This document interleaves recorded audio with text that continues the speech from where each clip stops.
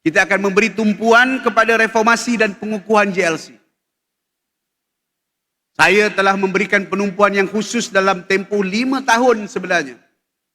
Sampailah muncul reformasi tadbir urus Negeri Selangor dan pelaksanaan yang berkesan.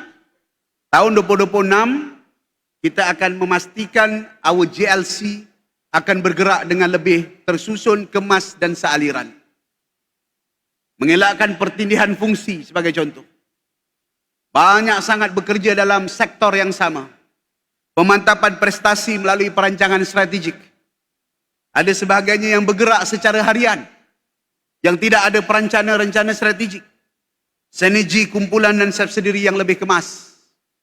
Kerana kita ada 3 main body, PKNS, MBI dan PKPS. Bukan saja the main JLC ni kadang-kadang bertingkah ataupun bertembung dalam satu-satu masa. Kadang-kadang sama-sama anak syarikat. Sama-sama ingin menuju kepada benda yang sama, sedangkan ada fokus-fokus tertentu. Memang kita laksanakan sebelum ini, tetapi sebelum ini kita tidak dapat synergize ketiga-tiganya. Sekarang kita akan synergizekan ketiga-tiga ni menjadi satu pasukan, menyampaikan dan melaksanakan projek yang berkesan. Baik programnya adalah gudang makanan, baik penyediaan tenaga, sistem kesihatan, kutipan sistem pepejal dan pelbagai perkara-perkara lain, sampailah perkhidmatan air.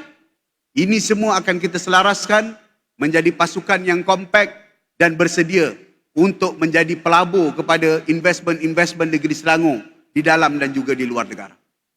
Ini perkara kedua yang insya-Allah menjadi tekad dan azam kita di tahun 2026, terutamanya saya.